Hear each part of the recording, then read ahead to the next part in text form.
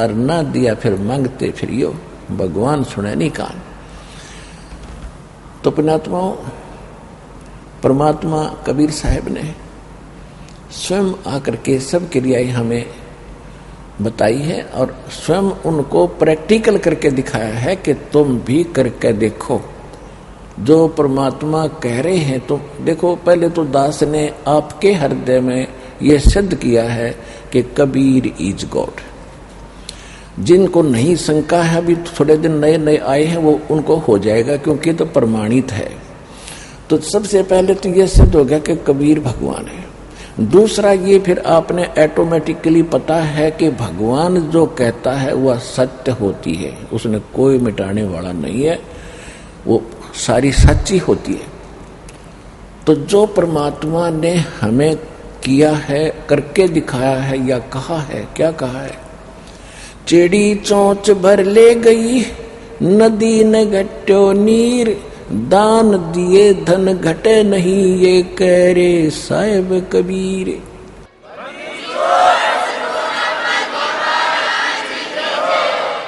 परमात्मा अपने दस्तक कर रहे हैं कि मैं कह रहा हूं दान देने से धन नहीं घटता, पर कैसे दान करे?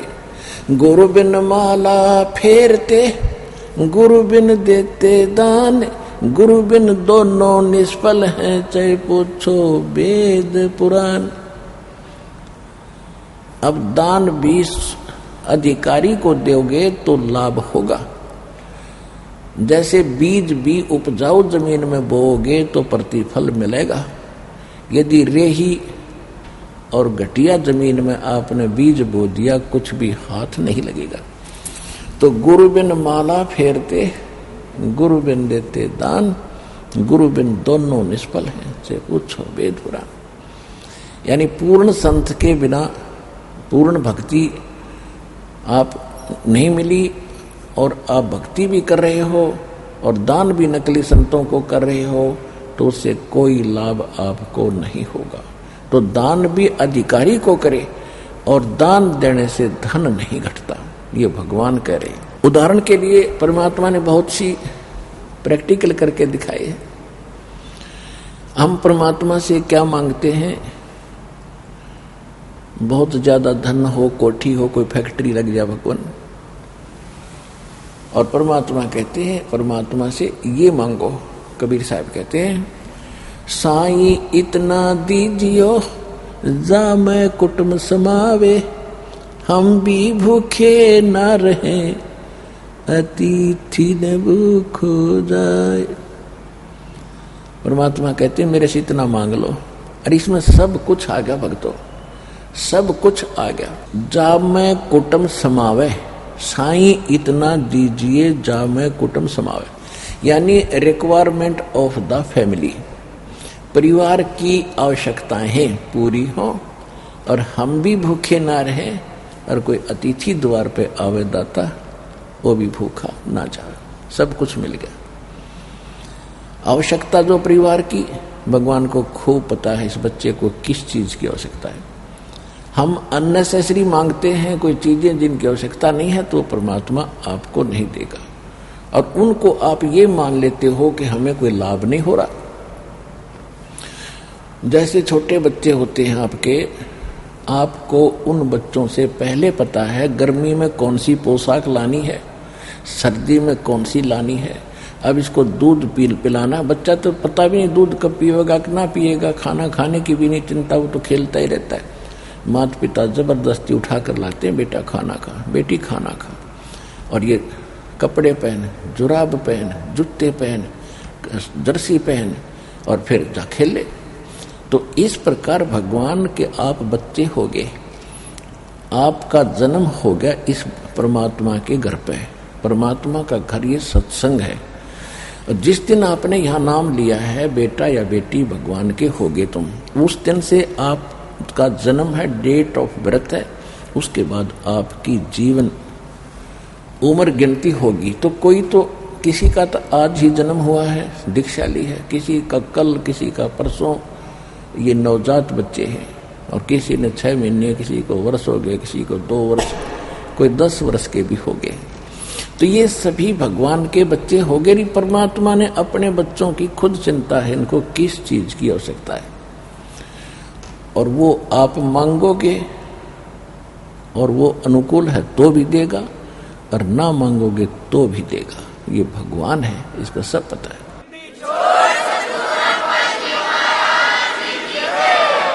जब हम एक मनुष्य हैं, हम ही अपने बच्चों की इतनी चिंता करते हैं, तो परमात्मा है, वो तो परमात्मा है, समर्थ है, उसके घर में किसी चीज की कमी नहीं है। साईं के दरबार में कमी काहे की ना, अनसा मौज नहीं पावता तेरी चौक चाकरी माँ। कि इस कबीर भगवान के दरबार में, समर्थ के दरबार में किसी वस्तु की कमी नहीं है, अभाव नहीं है। और यदि आपको परमात्मा नहीं दे रहे हैं तो आपकी कोई चाकरी में चूक है, आपकी कोई श्रद्धा भावना और सेवा में कोई कमी है, उसकी त्रुटि पूरी करो, फिर क्यों ना मिलेगा। दूसरी बात ये होगी कि उसकी आपको आवश्यकता नहीं है और आप अननेसेसरी वस्तु मांग रहे हैं, तो भी भगवान आपको नहीं देगा।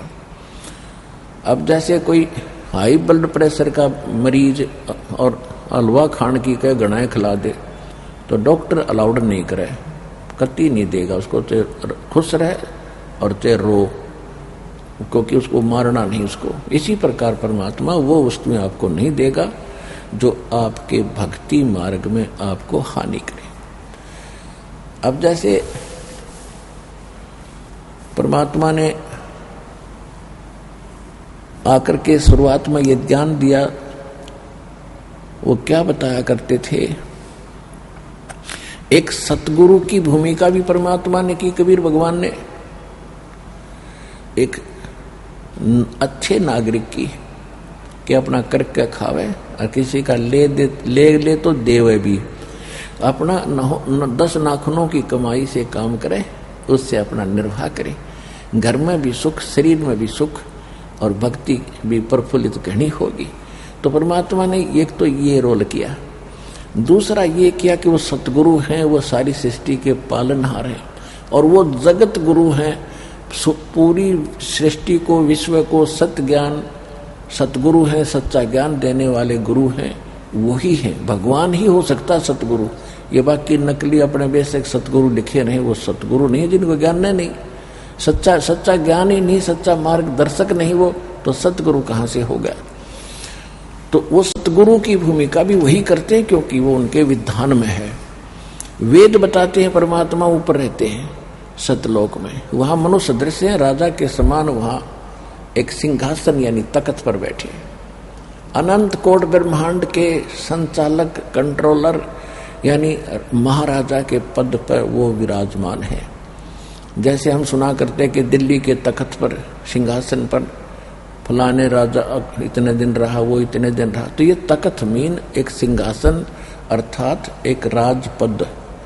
तो परमात्मा महाराज पद हैं, वो सतलोक में रहते हैं, वो सारी सृष्टि के संचालक और कंट्रोलर हैं, वो सब के मालिक हैं। वहाँ सिंहासन पर सिर पे मुकुट है मालिक का, ऊपर बहुत सुंदर सफेद छत्र बना हुआ है, एक बहुत बड़े गुमज के अंदर, जैसे बहुत सुंदर मंदिर नहीं कह सकते, मंदिर की तो चोटी नो कर दे ऊपर तक, वो ऐसे गोल गोल सी ऐसे ही होती है गुमज। एक बहुत बड़े गुमज में, सफेद गुमज में मालिक बैठे हैं। और फिर यहाँ आते हैं वो 3 स्थिति से, 3 प्रकार की स्थिति से हमारी सभी केयर टेक करते हैं, देखभाल करते हैं। एक शरीर जो ऊपर परमात्मा बैठे हैं, एक रोमकूप में करोड़ सूर्य मिला दे, एक रोम बोलते हैं बाल को, और रोमकूप बोलते हैं जहां बाल उगया है, इसको रोमकूप कहते हैं। तो शरीर के एक बाल में करोड़ सूर्य मिला दे, करोड़ चंद्रमा, इतनी रोशनी एक बाल की, एक रोम की, ये तो मालिक का इतना सुंदर और तेजोमय शरीर वहां पर है। उसी शरीर युक्त परमात्मा यहाँ आ जाए तो हम सबकी चरम दृष्टियां ऐसे बंद हो जाएंगी जैसे सूर्य को देखकर उल्लू पक्षी की आंखें बंद हो जाती। इसलिए परमात्मा अपना हल्का तेज पुंज का हल्का शरीर करके अपने यहाँ हमें यहाँ 2 प्रकार से आते हैं। एक तो प्रत्येक युग में मालिक एक शिशु रूप धारण करके और किसी कमल के फूल के ऊपर विराजमान होते हैं, और कमल का फूल अंडरस्टूड है कि वो जल में ही होता है। तो इसलिए परमात्मा को नारायण कहते हैं। नार माने जल, आयन माने वहां पर आकर विराजमान, कहीं से आकर विराजमान होने वाला। तो नारायण वास्तव में कबीर भगवान है। और बाकी इन सब का जैसे विष्णु जी से शेषनाग की सैया पर सो गए, नारायण बन गए। तो शेषनाग तो उससे पहले नारायण, क्योंकि तो रहे पानी में, जल में रहता है। तो ये नकली नारायण थे। असली नारायण वो परमात्मा है। उसके लिए ही वेदों में नारायण लिखा है कि वो एक कमल के फूल पर आके विराजमान होता है। वहां से निसंतान दंपत्ति उनको उठा ले जाते हैं। फिर एक जीवन, एक उस समय का जो क्रिया होती है, कर्म होते हैं, एक यानी निर्वाह के लिए वो सभी करते हैं, और साथ में वो अपना ज्ञान भी प्रचार करते हैं, अपनी जानकारी भी देते हैं। इसी पर फिर दूसरी स्थिति परमात्मा की है, वो कभी भी आकर यहाँ दो प्रकार से आते हैं। कभी भी कहीं भी अन्य रूप धारण करके किसी साधु संत भगत का वो कहीं प्रकट हो जाते हैं, अपने भक्तों से मिलते हैं, सच्ची अच्छी आत्माओं से मिलते हैं, उनको ज्ञान देते हैं, उनको अपने से परिचित कराते हैं, और फिर वो भक्त परमात्मा की महिमा आंखों देखा सुनाते। तो इस प्रकार परमात्मा जब भी आते हैं तो एक तो ये क्रिया करते हैं, और साथ में फिर वो ज्ञान भी देते हैं। जैसे शिशु रूप धारण करके आते तो भी वो ऐसा ही करते हैं। बड़े होते ही 5 वर्ष की उम्र में परमात्मा ने बड़े बड़े विद्वान पंडित प्राकांड विद्वानों के छक्के छुड़ा दिए थे ज्ञान में, किसी के पास जवाब नहीं था। एक ही प्रश्न करते थे परमात्मा इन वेदों के ज्ञाताओं को, कोई देवी की पूजा कर रहा है, कोई ब्रह्मा विष्णु महेश को सुप्रीम बता रहा है। परमात्मा कहते थे कि कौन ब्रह्मा का पिता है, कौन विष्णु की माँ, और शंकर का दादा कौन है, हमको दे बता। तो सभी फिर करते थे, ये ताजरो अमर है, इनका कोई माता पिता नहीं है, ये दुल्हा झूठ बोलता है, ये क्या जाने वेदों और सदग्रंथों की गहराइयों को।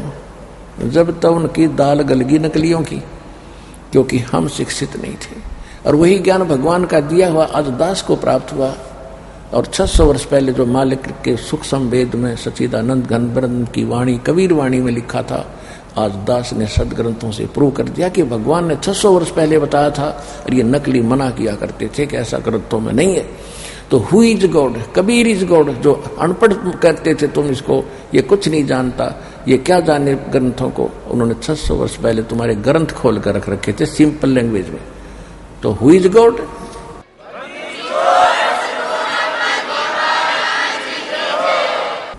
तो उस समय परमात्मा, क्योंकि परमात्मा तो परमात्मा ही होता है, उसमें किसी भी प्राणी के प्रति भेदभाव नहीं होता। उसके हिंदू भी उसके बच्चे हैं, मुसलमान भी उसके बालक हैं, सिख भी उसी के बच्चे हैं, ईसाई भी उसी के बालक हैं। ये नकली इस काल के दूतों ने हमें अलग अलग बांट दिया। पहले तो जाति में बांटा, फिर ऐसे अध्यात्म मार्ग में अलग अलग करवा दिया। अब परमात्मा प्रत्येक को ज्ञान दिया करते थे, हिंदू को भी मुसलमान को भी। वो क्या कहा करते थे कि भी तुम हिंदुओं को भी कहते थे, धर्मगुरुओं को, कि आप अध्यात्म ज्ञान से परिचित नहीं, आप गलत प्रचार कर रहे हो, आप ये अन्य साधनाएं करवा रहे हो, और इन देवी देवताओं की पूजा जो करवा रहे हो ये मोक्षदायक नहीं है। और विशेषकर जो गुरु पद पर बैठे होते हैं उन लोगों को दुख होता है इस बात का कि एक तो तेरी बेइज्जती होगी कि शिष्य क्या कहेंगे कि तुझे ज्ञान नहीं था गुरुजी, और ये सच्चाई ये है। और दूसरा फिर उनकी रोजी रोटी प्रभुता जाने का डर है, जिस कारण से ये शुरू से ही, प्रारंभ से ही सत्य ज्ञान के आड़े आते रहे। तो उस समय के धर्म गुरुओं को जो पता चला कि कबीर साहब जो बोलते हैं ये इसमें बड़ा दम है और कॉन्फिडेंस से कहते हैं, और कहीं इन शिष्यों को पता लग गया, क्योंकि भगवान की शरण में जो जाते थे वो दुखी जाते थे, सुखी नहीं जाते थे। कबीर साहब जब आए हुए थे 600 वर्ष पहले, तो कोई भी जो सुखी था वो तो वही अपनी परंपरागत साधनाएं करी, फॉर्मेलिटी सी, और अपना माया जोड़ पर लगे रहते थे। और जो दुखी होते थे, कोई आपदा आती थी, संस्कार की, कर्म की मार पड़ती थी, तो वो फिर सब धर्म गुरुओं के पास जाते थे, झाड़ फूक वालों के पास लुटते थे। जब नहीं कहीं आराम होता था तो परमात्मा कबीर जी का कोई शिष्य उनको सलाह देता था कि आप हमारे गुरु जी के पास चलिए, आप ठीक हो जाओगे। तो पहले तो वो नहीं मानते थे, फिर जब सब जगह से हताश हो जाते थे, फिर वहां पर मजबूरी में आते थे, और वहां आते ही वो सुखी हो जाते थे। तो वो लोग ही मानते थे भगवान को उस समय जो घने दुखी थे और मालिक की शरण में आते सुखी हुए, क्योंकि परमात्मा तो सुख ही देता है। एक समय एक ब्राह्मण परिवार जिसकी 2 लड़के 2 लड़कियां थी, और वो बहुत ही कर्म की मार से, प्रारब्ध के संस्कार से घना दुखी था। तो पहले जैसे भी अपनी परंपरागत साधनाएं थी वो कर ही रहे थे। उन साधनाओं के करते करते ही उनके घर पर पैर टूट गया। फिर वो चला इधर उधर, जैसे भी कोई झाड़ फूक कराने वाला या कोई साधु संत कहीं किसी ने बता दिया कि वहाँ ठीक हो जाते हैं, वहाँ तालाब में नहाने से ठीक हो जाते हैं, वहाँ ऐसा हो जाता है, तो उसने वो भी सारे जंतर मंतर कर करा लिए और कहीं लाभ नहीं हुआ। और वो ब्राह्मण स्वामी रामानंद जी के शिष्य थे। उन्होंने उस स्वामी रामानंद जी से भी अपनी सारी क्रियाएं कर ली जो उन्होंने संकट निवारण के लिए बताई थी। एक दिन परमात्मा कबीर जी 5 वर्ष की आयु में रामानंद जी को के साथ उनकी गोष्ठी हुई थी, जो आपको बहुत बार बता रखी है, लेकिन आज विषय दूसरा है। उसके बाद परमेश्वर, वो जो ब्राह्मण था वो रामानंद जी का पहले से ही शिष्य था, बचपन से ही, और उसके बाद भी उसकी इतनी बुरी हालत हो गई थी। एक दिन वो ब्राह्मण फिर गया हुआ था, उधर से परमात्मा कबीर जी भी उस स्वामी रामानंद जी के पास उस आश्रम में विराजमान थे। अब स्वामी रामानंद जी परमात्मा को देख चुके थे, सतलोक सचखंड में जाकर वापस आ चुके थे, और फिर वो कहते थे कि उन्होंने वैसे सेस बनाने बंद कर दिए थे। परमात्मा कबीर साहिब की जो उस लीला से परिचित हुए थे, लेकिन परमेश्वर कबीर जी ने कहा था कि आप अभी गुरु पद पर बने रहो, अभी इसको डिस्क्लोज ना करो, बंद ना करो, नहीं तो हमारा सारा काम बिगड़ जाएगा। क्योंकि आने वाले समय में लोग ये कहेंगे कि कबीर जी का कोई गुरु नहीं था, आप मेरे गुरु बने रहो। तो परमात्मा ने दृढ़ता से कहा था और प्रतिज्ञा जो आई थी, तब रामानंद जी विवश होकर फिर गुरु पद पर बने हुए थे। और कबीर जी भी जाते थे, उधर से रामानंद जी के कुछ दुखी सुखी शिष्य भी आते थे। तो वो ब्राह्मण रामानंद जी के पास गया। रामानंद जी ने कहा, रामानंद जी से उसने अर्जी की कि महाराज, आप जी ने मुझे जो भी क्रियाएं बताई थी मैंने सारी कुछ कर ली, और घर में दुख ज्यों का त्यों बना हुआ है। स्वामी रामानंद जी ने कहा कि भाई विपर, ये आपके प्रारब्ध का कर्म है, यानी आपकी किस्मत में लिखा हुआ है, और ये कभी समाप्त नहीं हो सकता। बेटा भाई, भक्ति अपना करता रहे और कर्म भी भोगने से ही समाप्त होगा। उसने प्रमाण भी दिए कि एक समय शुक्राचार्य यानी राक्षसों के गुरु से प्रहलाद ने पूछा था, उसने भी यही बताया था कि भाई कर्म तो राजा भोगने से समाप्त होते हैं, और ये प्रतीक समझ ले, आपके ऊपर दुख आया है तो आपके पाप कम हो रहे हैं, आपको सुख प्राप्त है तो आपके पुण्य खत्म कम हो रहे हैं। इसी प्रकार देवताओं के गुरु ने भी यही ज्ञान दिया था कि कर्म तो भोगने से ही कटेंगे, पुण्य भी भोगने पड़ेंगे और पाप भी। तो इस तरह शिक्षा देकर दीक्षा देकर के उस दुखी व्यक्ति को वो संतुष्ट करने की चेष्टा स्वामी रामानंद जी कर रहे थे। तो परमेश्वर कबीर जी सुन रहे थे। परमेश्वर कबीर जी ने कहा कि स्वामी जी, और साथ में और भी कई विद्वान ब्राह्मण आए हुए थे, कुछ श्रोता भी बैठे जाते थे दर्शनार्थ, अन्य विद्वानों के भी विचार सुनने के लिए। तो परमेश्वर कबीर जी ने कहा खड़ा होकर के, हे गुरुवर, आपका दास एक प्रश्न करना चाहता है। हाँ करो बच्चा, करो। भगवान के परमात्मा का विधान है वेद, और वेद में जो लिखा है वो सारा सत्य है। आप स्वयं भी प्रचार करते हैं, हाँ बिल्कुल सत्य है, वेद में जो लिखा भगवान का विधान है बिल्कुल सत्य है। तो परमेश्वर ने कहा कि यजुर्वेद अध्याय नंबर 8 के मंत्र नंबर 13 में ये स्पष्ट किया हुआ है कि चाहे कितना घोर कष्ट भी हो, कितना दुख हो जीव का, भगवान की सत भक्ति से वो समाप्त हो सकता है। अब रामानंद जी ने घोट रखे थे वेद पर, याद नहीं थे मंत्र। ये यही बीमारी पड़ी रही कि हम कहते वेद पढ़ने पर भेद न जान, ये बातें पुराने 18, और फिर जड़ पत्थर की पूजा करेंगे, भूल गए सिरजनहारा। तुमने वेद खाक पढ़े क्या? वेद पढ़े जब तुम फिर पत्थर की पूजाएं पर लगे हुए हो, तुमने वेद पढ़ा नहीं। गीता और भागवत पढ़े ना बुझे शब्द ठिकाने नु। गीता और भागवत पढ़ते हैं, जो वास्तविक ज्ञान है, यथार्थ भक्ति मार्ग है, उनका वास्तविक अर्थ क्या है, इसकी तरफ किसी का ध्यान नहीं। तो स्वामी रामानंद जी ने उसी समय यजुर्वेद खोला, क्योंकि संस्कृत में थे, हिंदी नहीं हुई थी, पढ़ के रख दिया चुप करके। क्योंकि भगवान के सामने ये कहे, उस समय तो वो ठीक हो चुके थे, तो कहा ये देख लिया कि सचमुच ऐसा वेद में लिखा है। तब कहा कि ऐसा कौन सी विधि है जिससे ये पाप कटते हैं।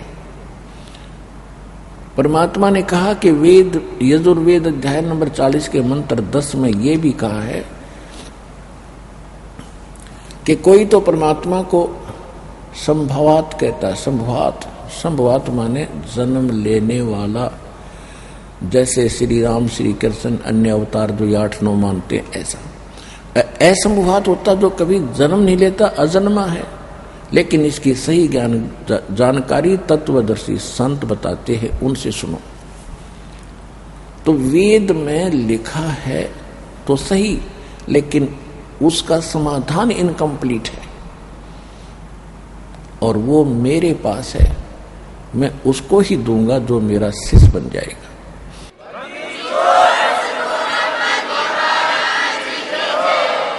अब कबीर साहब उठकर चले गए। कुछ देर के बाद, चर्चा होने के बाद, वो ब्राह्मण वहीं बैठा था जो कर्म की मार से दुखी था, प्रारब्ध के कर्म से दुखी था। पूरा परिवार जो है ना कर्म ने सता रखा था। उसने पूछा स्वामी रामानंद जी से, जी ये कौन थे?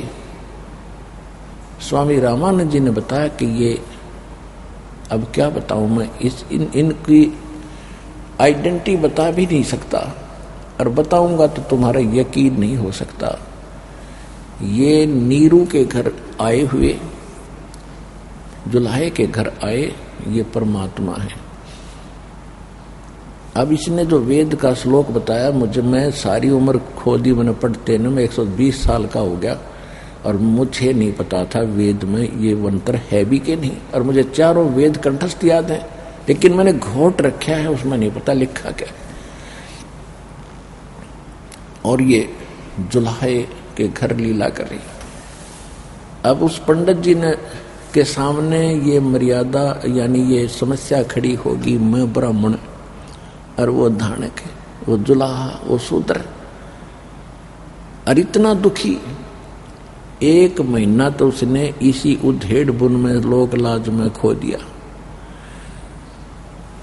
एक दिन उसको वो जा रहा था, परमात्मा सत्संग कहीं कर रहे थे, एक वाणी उसके कानों में पड़ी,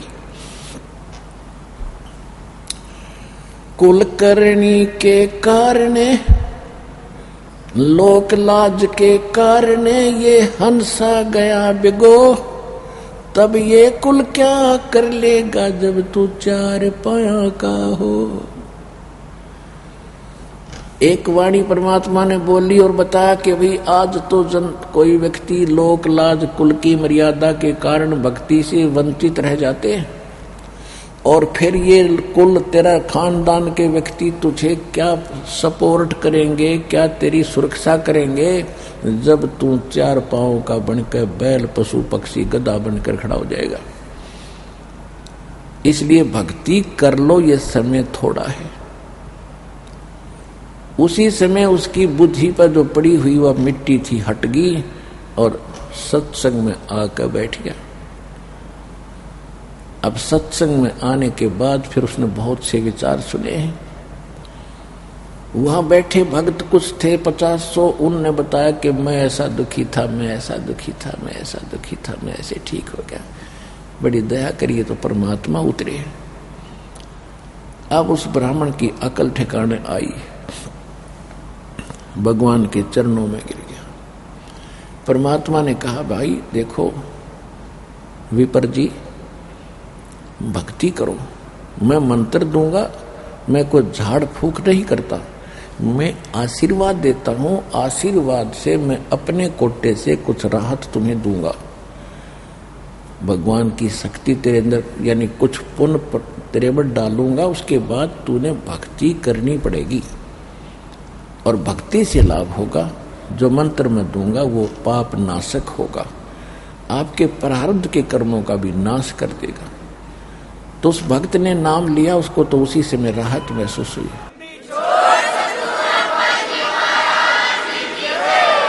उस भक्त ने नाम लिया, उसको तो वहीं राहत महसूस हुई, हल्का फुल्का शरीर हुआ।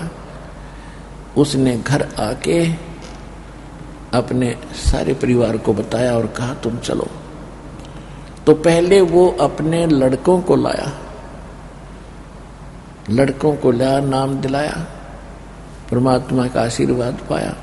दोनों बच्चे धीरे धीरे कति ठीक हो गए। उसके बाद फिर लड़कियों को लाया, अपाहिज ही पड़ी थी, पता नहीं मेंटली डिस्टर्ब थी, किसी को कुछ रोग था, किसी को कुछ तक समस्या थी। फिर उसकी पत्नी और वो सारों सबने दीक्षा ली।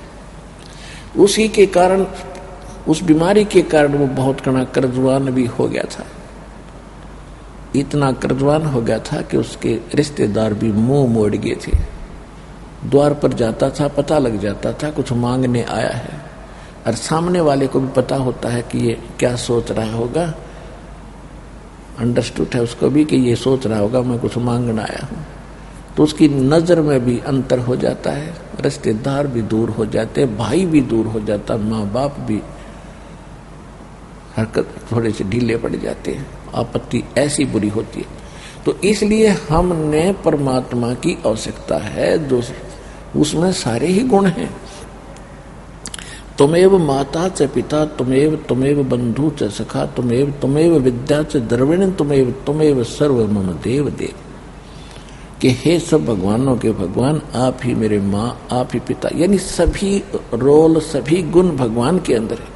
वो कभी मुंह नहीं मोड़ता, कितना ही आप कितनी बार याचना करना, अगर जायज होगी तो सारी सुनेगा आपकी।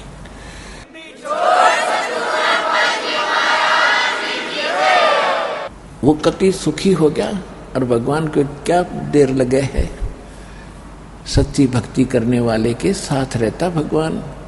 जो बच्चा गऊ की नजर में, यो साईं को संत और भक्तों के पीछे फिरे वो भगत वत्सल भगवंत। आपके ऊपर मालिक की ऐसी दृष्टि रहेगी जैसे गाय चारा चर रही होती है और बच्चा बंधा हुआ होता है, तो कोई अन्य पक्षी पशु उसके पास आता है तब गाय दौड़ कर आती है उसकी सुरक्षा के लिए, एक नजर अपने बच्चे पर रखती है। तो इसी प्रकार कहते हैं जो बच्चा गौ की नजर में, यो साईं को संत, यानी अपना जो भक्त, आपने दीक्षा ले ली, आप आज से भगवान के बच्चे होगे और आपके ऊपर ऐसी नजर रहेगी भगवान की जैसे गाय अपने बच्चे पर रखती है और काम करते करते भी।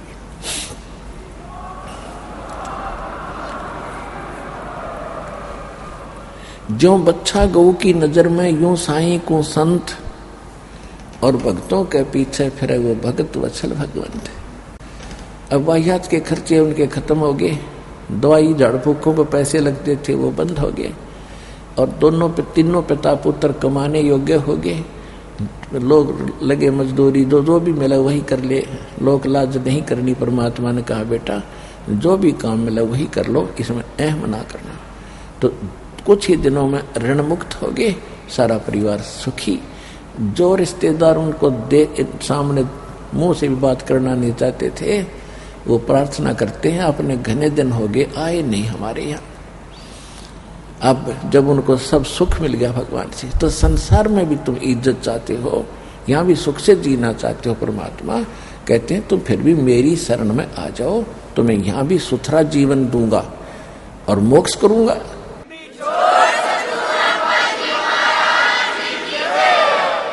इसी प्रकार घने भक्तों को परमात्मा ने सुख दिया। एक जगह नहीं, एक दिन में 1000 जगह प्रकट होते थे कबीर भगवान, किसी रूप में, कहीं किसी साधु रूप में उनको ज्ञान देते थे, कहीं पर भी खड़े हो जाते थे और अपनी अमृतवाणी सुनाना शुरू कर देते थे। जैसे आत्मा को परमात्मा की चाह सभी को है, और जहाँ भगवान की चर्चा होती है तो आत्मा एकदम उमड़ के आती है। जैसे आपने मदारी देखे होंगे, कहीं खड़े होकर डुगडुगी बजाने लग जाते हैं, 100-200 इंसान इकट्ठे हो जाते हैं, फिर अपना तमाशा देखकर पैसे लूट कर चले जाते हैं। परमात्मा ने वही तरीका अपनाया। कहीं चौराहे पर खड़े हो जाते थे और खड़े होकर के एक तारा लेकर और क्या सुनाते थे, राम नाम रटते रहो जब तक घट में प्राणी, कभू तो दीन दयाल के बनक पड़ेगी कान। दुख में सुमरण सब करें, सुख में करे ना कोई, जय सुख में सुमरण करे तो दुख कहे को होवे। सुख में सुमरण किया नहीं फिर दुख में करते याद, कहे कबीरता दास की कौन सुने फरियाद। पृथ्वी पति चकवे गए जिनके चक्र चलंत, ये रावण सरीखे कौन गिने ऐसे गए अनंत। सर्व सोने की लंका थी वो रावण से रणधीरम, एक पलक में राज विराजी फिर जम के पड़े जंजीरम।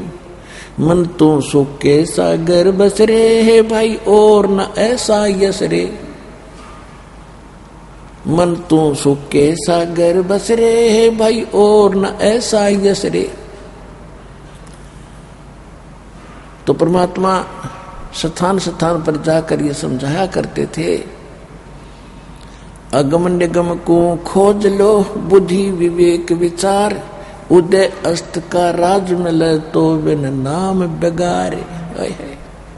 कबीरा सब जग निर्धना धनवंता ना कोय, धनवंता सो जानिए जिस पर राम नाम धन होवे। अपने आत्माओं, आप जी को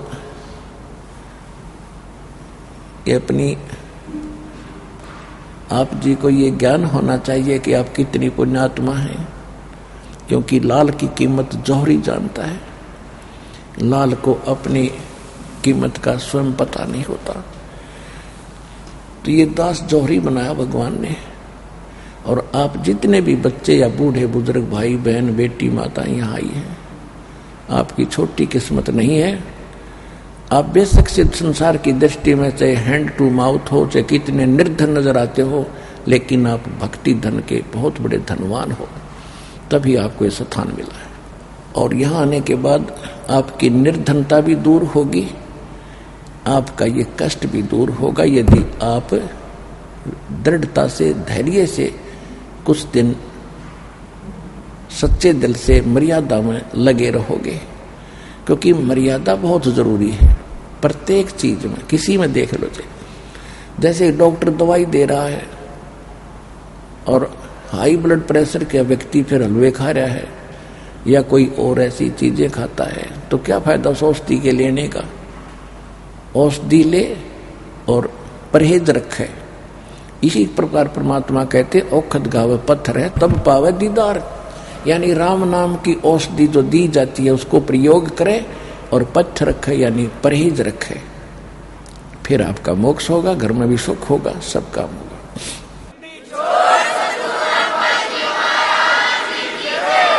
तो इस प्रकार परमात्मा के बहुत घने शिष्य हो गए थे। अब कोई वहां परमात्मा के दरबार में दुख, जो परमात्मा वहां सत्संग करते थे, कहीं खड़े होकर किसी वृक्ष के नीचे बैठ जाते थे, तो वहां कोई दुखी आता था, भगवान के दर्शन मात्र से, सत्संग सुनने मात्र से उसको बहुत राहत हो जाती थी। फिर चरणों में गिरते थे, आशीर्वाद लेते थे, बिल्कुल स्वस्थ हो जाते थे, फिर दीक्षा लेते थे। इस प्रकार परमात्मा के 64 लाख शिष्य हो गए थे। 5 वर्ष की आयु में परमात्मा सत्संग करने लग गए थे, 5 वर्ष की आयु में। और बड़े बड़े ऋषि ऋषियों को फिट्टे मुंह कर दिया था कबीर परमात्मा ने। यानी 1398 में मालिक प्रगट हुए थे और यानी 1403 में रामानंद जी, जो वहां के प्रकांड विद्वान माने जाते थे, वेदों और गीता के मर्मत ज्ञाता प्रसिद्ध थे, उसके छक्के छुड़ा दिए थे। और उसने उनको विवश होना पड़ा था ये कहने के लिए, मैं तुम स्वामी मैं बाल बुद्धि, कर्म भरम कियो नाश, और गरीबदास तुम पूर्ण पुरुष, मेरा हो गया दृढ़ विश्वास। तो इसी प्रकार परमात्मा के 64 लाख शिष्य और एक धानक के, एक जुलाहे के, एक गरीब, एक निर्धन के, अछूत के, जिसको हम सारी उल्टी उपमा दे रहे थे, और उसके इतने शेष होना, तो हमारी बुद्धि पर पत्थर पड़ रहे थे। हमने भगवान का पता ही नहीं था। हमने तो ये भगवान मान रखे थे जिसने कोई मोटी सी गदा उठा रखी हो, या किसी ने तीर ले रखा हो, या सुदर्शन चक्र काट दे गणे ने, इसे तो भगवान सब हो जाएंगे। पुलिस वाले भगवान है, किसी हमारा डंडा और वो हाथ जोड़ के खड़ा हो जाए। पहले समय में तो ऐसा ही होता था। तो ये भगवान नहीं होते, इनसे हटकर होते हैं जो अच्छे। जैसे पुलिस वाले हैं, पहले बुरा हाल कर रखा था जनता का जब गुलाम था भारत, लेकिन वो पुलिस अलग डिपार्टमेंट है, जो हथियारों वाले हैं वो अलग हैं। राजा तो बगैर हथियार के रहता है, वो स्वयं हथियार नहीं उठाता। तो इसी प्रकार हमारे जो भगवान थे वो समर्थ थे, वो उनको हमने भगवान मानना नहीं। जिसके हाथ में डंडा उसने तो सारे भगवान मान लिया, सारे राम राम करे। तो कहने का भाव यह है कि हमने पहचान नहीं थी भगवान की, इसलिए ये दाव लगा रहा है नकलियों का। तो सब बहुत से सुखी हुए, परमात्मा के 64 लाख शिष्य हुए, और जो भी नाम ले ले वह 100 जगह गुण गावे, और वो औरों को समझावे, उनके समझ में नहीं आवे, वो फिर पता नहीं के बात बनावे। ये कहे का भगवान है, ये तो एक धानक है, जुलाह है। यानी दुखी आत्मा जो सुखी हुई है वो समाज की नहीं मानता, फिर जब कुछ भी बकवास करते रहो समाज, क्योंकि उसको ऊपर तो रहम हो रहा अलग से। और उस समाज ने जब क्या दिया था, जब कहर टूट रहा था उसके ऊपर। इसी प्रकार एक सर्वानंद नाम के बहुत बड़े ब्राह्मण विद्वान थे। उसने, क्योंकि ब्राह्मणों का काम यही था कि वेद शास्त्र पढ़ो, अपने बच्चों को भी तुम इसी काम पर लगाओ, और अन्य समाज को यथार्थ भक्ति का ज्ञान, ग्रंथों का गूढ़ रहस्य बताओ, ताकि वो आपके मुख से सुनकर अपने कर्म धर्म को सुधार के अपना जीवन सफल करें। और उनको इसकी दीक्षिणा देना भी समाज ने शुरू कर दिया था कि आप केवल यही काम करो, सदग्रंथों को समझो और फिर अन्य समाज को बताओ। तो फिर ये क्या हुआ कि इन्होंने एक समस्या पैदा हो जाती है कि समाज एक भोला है, जब तक इसको स्वयं ज्ञान नहीं है अध्यात्म का, तो जो ज्यादा धारा प्रवाहिक बोलते थे, संस्कृत घनी बोलते थे, डटे नहीं डटे थे, तो उनको उनके ऊपर सभी प्रभावित हो जाते थे कि ये बड़ा विद्वान है, इसने संस्कृत भाषा में इतना कुछ बोल दिया। और चाहे सामने वाले का समझ में भी नहीं आता ये बोल क्या रहा है, पर वाह जरूर कर देता था। एक समय एक ग्रामीण व्यक्ति कहीं सत्संग सुनकर एक विद्वान पुरुष का, जो बहुत बड़ा विद्वान प्रसिद्ध हो रहा था, काशी विद्यापीठ पढ़कर आया है, तो वहां के लोग आम सभी चले जाते थे। तो वो एक यात्री था, राह चलता, उसने भी पता चला कि कोई विद्वान आया है, थोड़ी चलता चलता आध घंटे सत्संग सुन लेता हूँ, इसके विचार सुनता हूँ। वो विचार सुनकर आधा घंटा बैठा, तब तक वो संस्कृत बोल रहा था, हिंदी तो शुरू भी ना करी थी।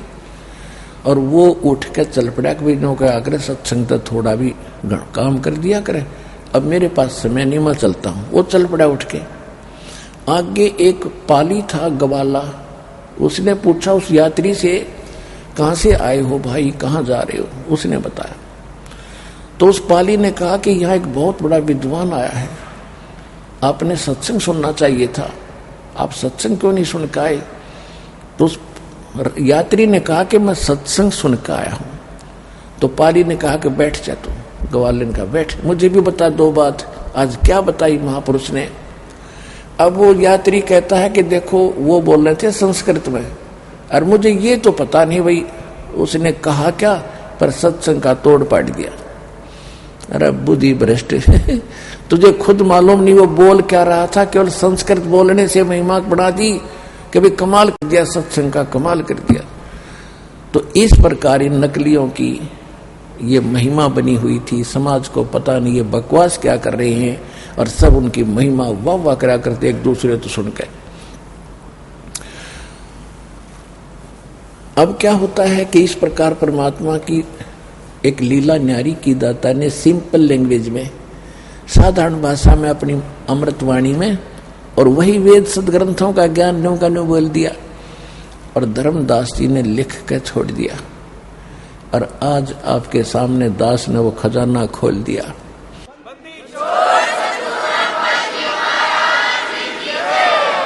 इसी प्रकार वो सर्वानंद, जिसने चारों वेदों को कंठस्थ, 18 पुराणों को कंठस्थ याद कर रखा था, और ये एक दूसरे के साथ शास्त्रार्थ इसलिए करते थे कि ओ फेल हो जा, मैं प्रभु हो जाऊं, मुझे घनी दक्षिणा हो। तो इसलिए इस दृष्टिकोण से वो काफी विद्वान ब्राह्मणों के साथ उसने शास्त्रार्थ किए, यानी आध्यात्मिक ज्ञान चर्चा की। और अपने साथ वो क्या करता था, अपने साथ बैल के ऊपर, बैल जो होता है, पहले जैसे गधे के ऊपर बोरा डाल देते हैं, ऐसे बैल के ऊपर एक थैला बनाकर उसमें सारे ग्रंथ, चारों वेद पुराण पुराण सारे ढक के रखता था आदर से, कि कहीं भी कोई बोलेगा उसी से मैं प्रमाण दिखा दूंगा निकाल के ग्रंथ। इस दृष्टिकोण से तो उसने सभी विद्वानों को, आसपास के विद्वानों को पराजित कर दिया। उसने सोचा मैं अपनी माता से, हाँ वो इतना बड़ा विद्वान था, बड़ी बोलबाला था, उधर से उसकी माता जो थी शारदा देवी, वो अपने प्रारब्ध के कर्म से दुखी थी। प्रारब्ध का दुख होता है जो किस्मत में लिख दिया जाता है, उसके कारण उसके उस दुख के निवारण के लिए, संकट निवारण के लिए उसके पुत्र ने भी सारी क्रिया कर ली, सर्वानंद जी ने। और फिर अन्य किसी ने भी झाड़ फूक के लिए, कहीं विद्वान ऋषि में ऋषि बताया वहां भी चले गए, गुफाओं में बड़े बड़े तपस्वियों के पास भी गई, सब ने अपनी क्रियाएं उसको बताई, पर ऑल इन वेन, सब व्यर्थ रही। अंतिम सांस गिने थी, अस्थि पंजर शेष था, यानी बहुत कमजोर हो गई थी, सारा दुखी था कर्म के मार से। एक दिन परमात्मा कबीर जी की एक शिष्या जो दुखी थी और वो सुखी हुई थी, किसी कारण से वो उनके शारदा जी के घर गई। कुशल मंगल पूछने से पता चला कि शारदा जी ने बताया कि मैं तो बहुत दिनों से दुखी हूँ, सब जगह झाड़ फूक, सब जंतर मंत्र कर लिए, सब मंत्र जाप कर लिए, सब मंदिरों में, तीर्थों पर, धामों में जाके मैंने सब मन्नतें मांग ली, कोई राहत नहीं हुई। उस बहन ने कहा कि आप हमारे गुरु जी से दीक्षा ले ले, शारदा सुखी हो जाएगी। तो वो कहने लगी, बहन मैंने कोई संत छोड़ा नहीं, यहाँ सबसे मैंने दीक्षा वगैरह लेकर देख ली, सबसे नाम भी ले लिए, उनके द्वारा बताए गए सब क्रियाक्रम भी कर लिए, पर कोई लाभ नहीं होता। उन्होंने सब ने ये बता दिया है कि ये तेरे प्रारब्ध में लिखा है। प्रारब्ध माने तेरी किस्मत में है, ये तो भोगने से ही आपने पूरा करना, भोगना ही पड़ेगा शारदा, तेरी जिंदगी के साथ खत्म होगा, तेरे जीवन के साथ अंत होगा इसका। तो उस बहन ने बताया कि मैं भी ऐसे दुखी थी, मुझे भी ऐसे बता दिया गया था, और हमारे गुरु जी के पास जब से मैं गई हूं मैं सुखी होगी, कोई दुख रहा नहीं शारदा, तो वहां से नाम ले। अब ये पता चलता है कि मैं भी ऐसा दुखी था और मुझे भी यही समस्या थी, और मैं वहां से ठीक हो गया तो कुछ आशा जागी। आशा की कोई चिंगारी किरण उसको दिखाई दी, तो बैठ गई, चारपाई पर बैठ गई। कहा, बहन कौन है तेरा गुरुजी, मुझे बताइएगा। कि यहीं आपकी काशी में कबीर नाम है उनका, वो परमात्मा आए हैं शारदा। वो कहाँ रहते हैं बहन, मुझे पूरा पता बता। उस बहन ने बताया कि नीरू जुल्हाए के घर उनका आगमन है, और ऐसे ऐसे वो वहां रहते हैं। वापस लेट गई नौकी, कहने की बहन नहीं, हम ब्राह्मण और वो एक शूद्र, हमारी तो इज्जत का नाश हो जाएगा, क्या कहेगी दुनिया मुझे। तो उस बहन ने परमात्मा का ज्ञान सुन रखा था। उस बहन ने परमात्मा की जो दीक्षित बहन थी, उसने कहा कि बहन शारदा आप तो ब्राह्मणी हो, ब्राह्मण के घर जन्म है, तेरा कितना पवित्र पुण्य है तेरे जो आज तू ब्राह्मण के घर जन्मी है, और तुझे ये भी मालूम होगा कि मृत्यु जन्म भी होता है। आपको ये भी मालूम होगा कि अगला जन्म कहीं भी किसी का हो सकता है। आप आज ब्राह्मण हो, कल आप शूद्र के भी जन्म ले सकती हो। अब वो मान भी रही थी, कहाँ ऐसा हो सकता है, पर अब नहीं बनेगी बात। वो बहन उठकर चली आई कि ठीक है बहन, तेरी समझ में आवे तो देख लिए, बात बनेगी वहीं, और पृथ्वी पर कोई ठिकाना नहीं। अब वो कुछ दिन तक ऐसे ही दुखी तो था ही इस पे। एक दिन कोई और एक बहन ने जाकर उसको बताया, उससे भी यही सवाल जवाब हुए। अंत में जब उस बहन ने, परमात्मा की भगत ने परमात्मा का पता बताया, तो वो फिर कहने लगी, नहीं वो धानक और हम ब्राह्मण, नहीं जाऊंगी, मर जाऊंगी पर ये गलती नहीं करूंगी। लोक लाज इतनी बाधा बना रखी है, ऐसी आगे एक छड़े गाड़ दिए काल ने कि भगवान तक पहुंचने के लिए कितनी बाधाएं पैदा करती। कुछ दिनों के बाद वो ब्राह्मण, जिसकी 2 लड़के 2 लड़की और स्वयं सारा परिवार कहर से दुखी था, परमात्मा के चरणों में आ गया था, वो ब्राह्मण गया। शारदा का दूर का नाती था, किसी काम बस वहां पहुंचा, उसने कुशल मंगल पूछी तो देखा कि शारदा अब तो बहुत दुखी हो गई, आपका तो कितना अच्छा शरीर था, कितना अब तो वो पतली दुबली होगी। तो शारदा जी ने अपना सारा दुख बताया। तो उसने पूछा कि कहीं कोई इलाज ट्रीटमेंट कराना चाहिए था, कि शारदा ने कहा मैंने सब जगह करा लिया, कोई संत नहीं छोड़ा, कोई वैद्य नहीं छोड़ा। तो उसने कहा कि शारदा मेरी बात मान ले, देख मैं कितना दुखी था, और मेरी ऐसी हालत थी कि मुझे रिश्तेदार भी मुझसे नफरत करा करते, और कई स्थानों पर शारदा और वो ब्राह्मण जो भगवान का शिष्य हो गया था, कई स्थानों पर इकट्ठे गए थे संकट निवारण के लिए। शारदा को यह पता था कि मैं तो अकेली दुखी हूं, इसका सारा परिवार तंग था। तो उसने कहा कि हम बिल्कुल स्वस्थ हो गए। कि तुम बिल्कुल ठीक हो गए? शारदा ने पूछा। हाँ बिल्कुल स्वस्थ हो गए। आपकी बेटी बेटे भी सब ठीक है, बिल्कुल स्वस्थ हो गए। तो कहाँ कैसे क्या हुआ कि एक महापुरुष आए हैं, उनको स्वयं परमात्मा जानो, और उनसे हमने दीक्षा ली है। उसके बाद मेरा घर भी सुखी, मैं भी सुखी, मेरा परिवार भी सुखी, और मेरे ऊपर कितना कर्जा था वो भी आज सारा ठीक हो गया। तो शारदा, और उसने कहा कि शारदा तू नाम ले हमारे गुरुजी से, कति स्वस्थ हो जाएगी। तो शारदा ने सोचा ये तो पंडित है, तो अवश्य कोई उच्च जाति का ही गुरु इसने बनाया होगा। उसने सोची बता कौन है, मुझे अभी ले चल। कौन है आपके गुरुजी? उन्होंने फिर एड्रेस बताया, दुल्हाओं वाली कनौनीर कबीर भगवान, उल्टी लेट गई। अब तुझे शर्म नहीं आई, तुझे लज्जा नहीं आई? ब्राह्मण होकर एक धानक का जुल्हाए का शेष बन गया। धिक्कार है तेरी, ऐसी लानत है तेरी जिंदगी को। तो वो भगत परमात्मा का कहने लगा लानत तो तेरी जिंदगी को है। सो शारदा षडंदागिरी पड़ी पड़ी बड़ी बैठी ब्राह्मणी, और कल न सूरी बनकर घूमेगी जब, तब क्या होगा तेरा? और मेरी क्या हालत थी, ब्राह्मणों ने मुझे क्या दे दिया, रोता फिरा करता, रिश्तेदार मुंह मोड़ गए थे, आज उस चुलाए ने मुझे मालो माल कर दिया। तेरी समझ में होता जी ने भाड़ में जा। अब वो टूट गई अंदर से, यस नहीं करया। पुण्यात्माओं, परमात्मा क्या कहते हैं, अध्यात्म मार्ग क्या कहता है? तन मन शीस ईस अपने पे, पहलम चोट चढ़ावे, जब कोई राम भगत गत पावे हो जी। भाई लोक लाज मर्याद जगत की, तरण जो तोड़े बगावे। कहते हैं लोक लाज मर्याद जगत की, ऐसे एक लकड़ी के तिनके की तरह तोड़कर फेंक दे। जब कोई लोक लाज मरी याद जगत की, तरण ज्यों तोड़े बगावे। अष्ट सिद्धि की अटक न माने, आगे कदम बढ़ावे, जब कोई राम भगत गत पावे हो जी। परमात्मा कहते हैं लोक लाजना कीजियो, निर्भय हो रही हो, और यो मन संतों दीजियो, तो गोविंद पाइयो। कहते हैं स्वान रूप संसार है, कुछ करसी नहीं, और शीश महल को देख कर ये भौंक भौंक मर जाए।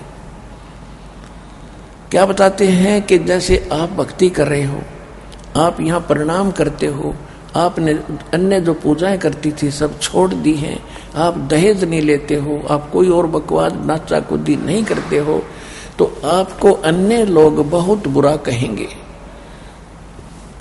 अब देखो आप तो कितने स्वच्छ हो गए, शराब आप पीते नहीं, बीड़ी तम्बाकू प्रयोग करते नहीं, चोरी करते नहीं, रिश्वत लेते नहीं, और किसी को सुखी करने की चेष्टा करते हो अपने सामर्थ्य अनुसार, दुखी तो करते ही नहीं। और फिर हमें बुरा बता रहे हैं जो लोग, आपको बुरा बता रहे हैं।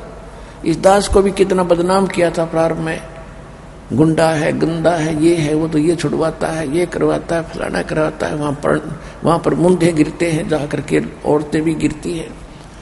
अरे भले आदमियों, परमात्मा के लिए तो शीश भी देना पड़ जाए, ये तो अधरंग मार जाए इंसान को, अधरंग मार जाता किसी बहन बेटी भाई भगत को, और पड़ा पड़ा से टेढ़ा मुंह कर जाए। अब कहाँ गई वो चौधर, कहाँ गई वो बकवाद, कहाँ गई वो शान? मक्खी निकल रही है और बढ़ रही है, होठ भी बंद नहीं कर सकता।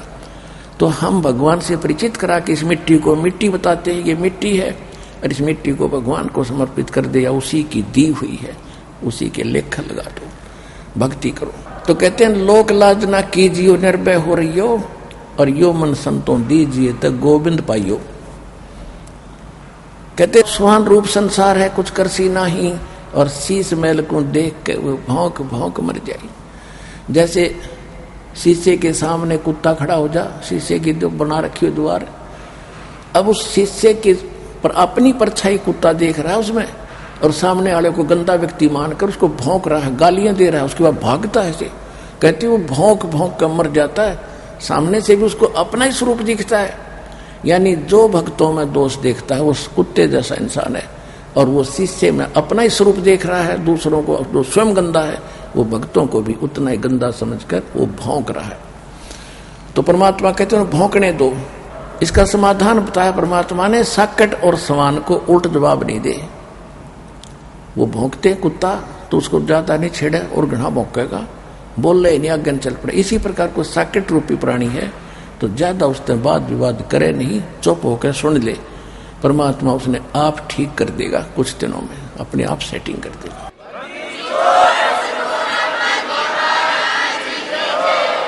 तो इस प्रकार वह फिर लेट गई शारदा। हक देख क्या किया इसने, ये तो कमबख्त आदमी है। चाह की बिना जलपान भी ना पूछा उस नालायक ने उस भगत को, और वो उठ कर चल पड़ा। लेकिन वह टूट गई अंदर तय कि इस आदमी को मैं खूब जानती हूं, इसकी क्या हालत थी, और अब ये बता रहा मैं बिल्कुल सुखी हो गया। तो उसके बारे में उसने अपने निकटतम और नातियों से भी पूछा तो पता चला उसको कि सचमुच वो तो आज इतना सुखी है शायद अपनी रिश्तेदारियों में कोई नहीं होगा। अब शारदा ने सोची अब क्या करूं, अब कैसे बात बने। अब क्या हुआ, परमात्मा कहते हैं सौसल छिद्र मैं करूं अपने धन के काज। है पुण्यात्मा, इस काल ने तो इतने किले बना दिए, भगवान के बच्चों को रोक रखा। किसी को मजहब का किला बना दिया, किसी के ऊंची नीची जाति बना दी कि भगवान तक ये पहुंच ना जा, अपनी जीवन नाश करके गधे बनकर घूमे यहाँ पर बिरान माटी करवावे। लेकिन समर्थ भी समर्थ है, उसने तो अपने बच्चे दिखाई देते हैं, चाहे ब्राह्मण है, कोई बाल किसी जाति से है, चाहे शूद्र है, चाहे मुसलमान है, चाहे सिख या ईसाई, उसके अपने बच्चे हैं। ये तो हमने अपने नारे डिवीजन बना रखे हैं, उसके घर में यू डिवीजन ये नहीं है, ये बंटवारे नहीं है। तो इस किले को तोड़ने का मालिक के पास कैसे फार्मूले हैं।